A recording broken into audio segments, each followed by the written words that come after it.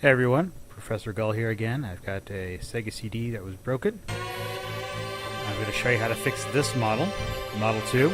I know I did it once, but there's a bit of a difference with this one. So let's go through it. Okay, same thing as the other one I did. You got 6 screws. So those are your 6 screws. I'm going to hand my handy-dandy toolkit. Now, to be fair, I've actually already fixed this one. I just wanted to show you guys what it looked like on the inside.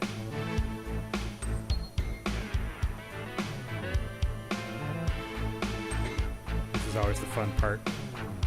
And remember, if you need help, call that number on the bottom.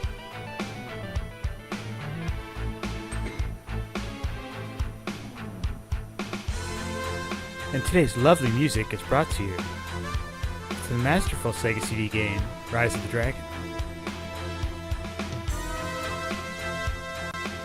Just in case you're curious. Alright, so take those off.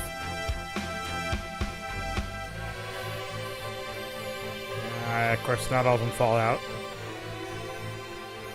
We'll get them.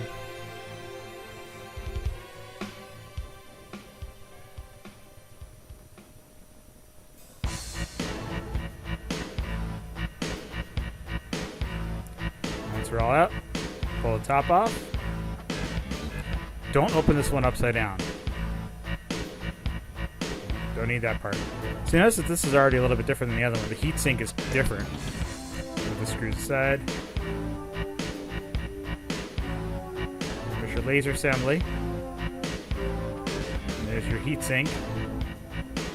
We got 1, 2, 3 screws. That's it. Remember the placement for those. You gotta watch that wire too. There's a small set of wires that runs between those metal plates. You don't want to clip those. That's the power indicator. Handy dandy tweezers. You know, I recommend those, or forceps if you want to call them that. They really come in handy. I'll take this one out.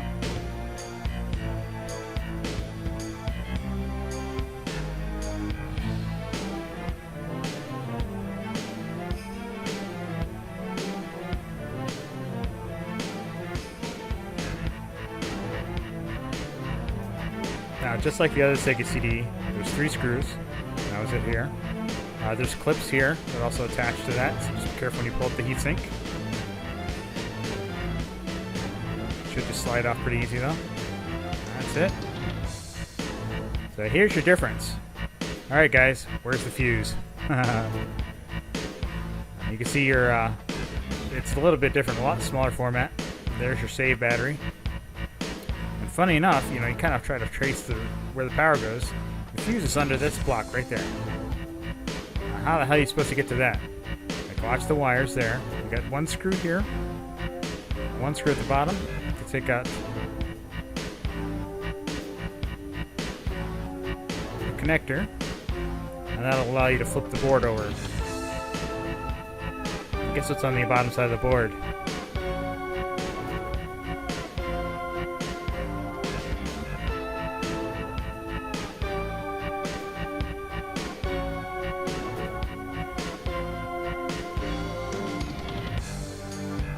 Take those out. Now just be very careful when you pull this up. I'm going to turn this upside down.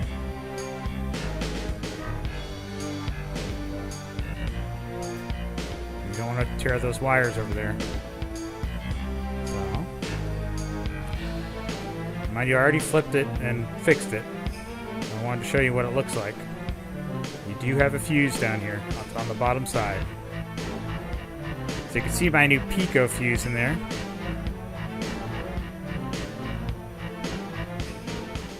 Kind of had to run the wiring around other solder points so it wouldn't touch anything else.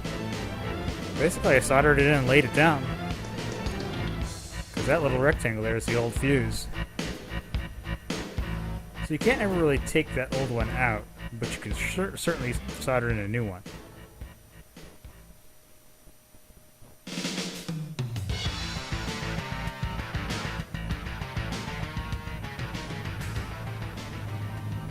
There you go, baby. Have a nice trip. So that's it. I'll try to get a cleaner view of what it looks like, but it's tough to. But I wanted to show you that I did fix this. And pull out my multimeter.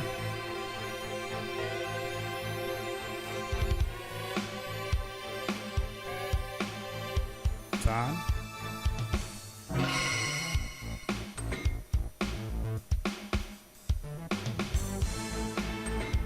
Bam. So I've got resistance. I'm good to go. Now I'll check back where I soldered it to the terminal. Bam. Still working. Alright, so the deal is there's a little bit of space at the bottom of the Sega CD. And as long as you solder the fuse and lay it down, make sure it doesn't touch anything else on the board itself. You can use a Pico fuse to replace it. And should that Pico fuse fail, pull that one, put another one in.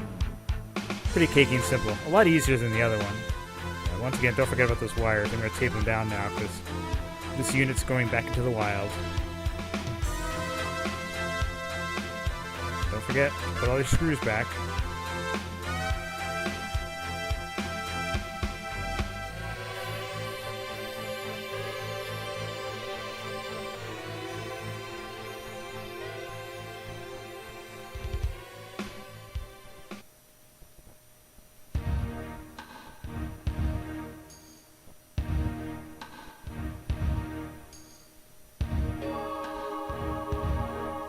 Heatsink back.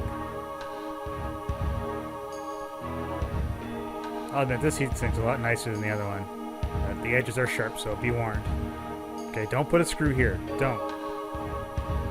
Just those three on the other side, okay? Because that screw actually comes from the outside in.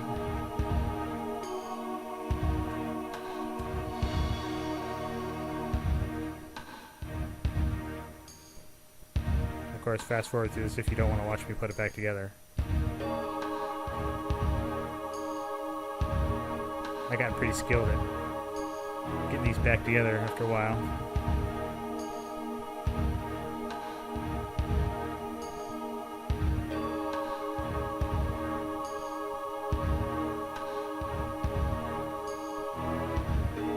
Drop the screw. See that?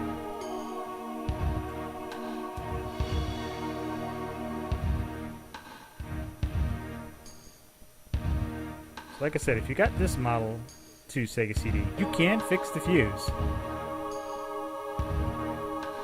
Just make sure you don't flip it upside down because there's nothing holding the laser assembly in. You saw me just pick it up right there. It's only held in by pressure alone, so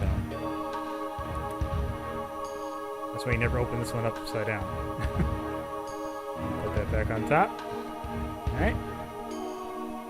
Flip it. And put the other screws back.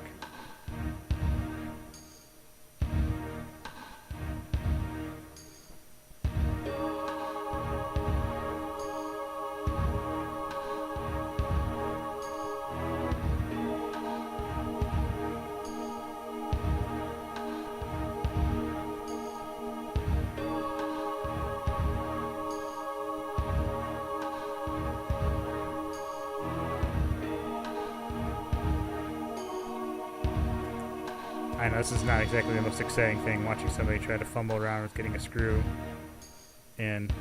You know, that doesn't sound right, does it? Alright, this is a G-related kind of issue. So, those of you with other minds, really? Really now? Just trying to fix something here.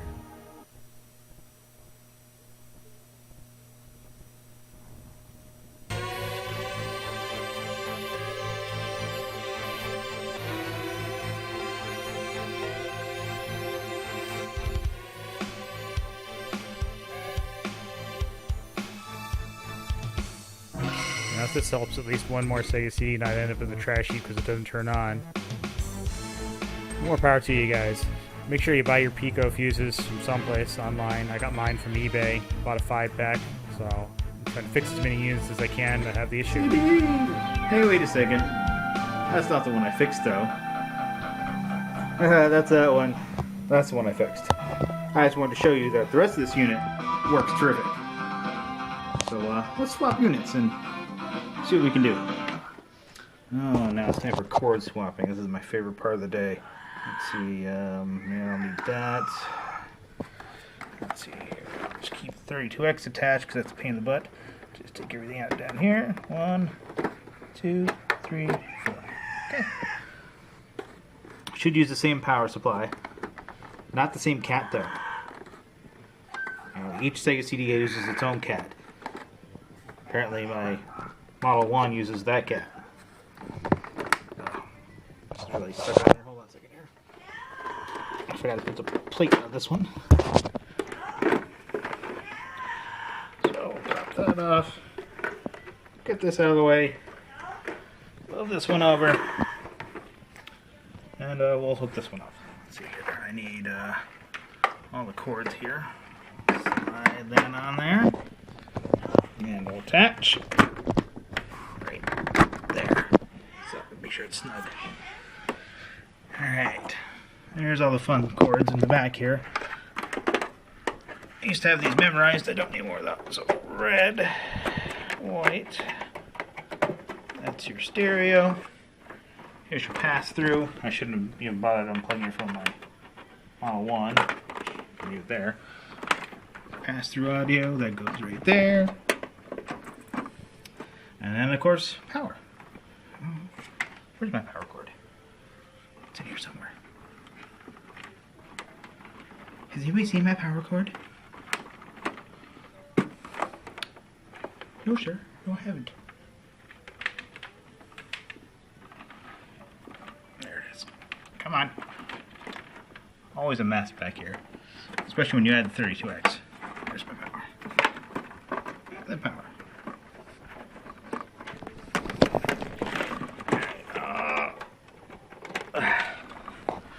So like I said, this unit didn't turn on before.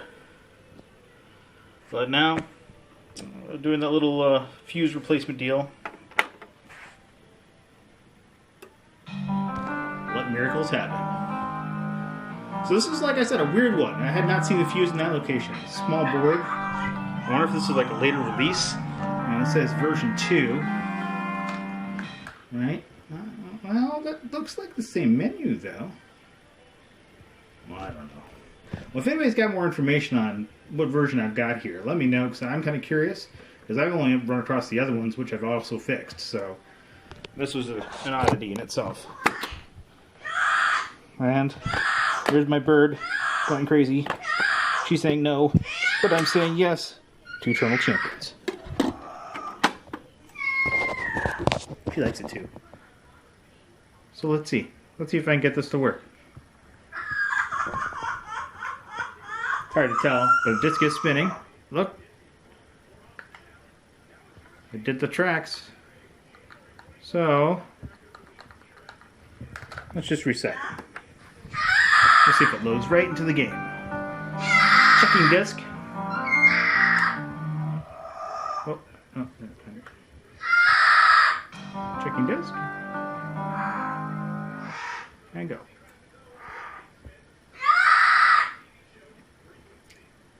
As you can tell, my parrot really loves my Sega CD. Hey guys, see me in my reflection? I'm not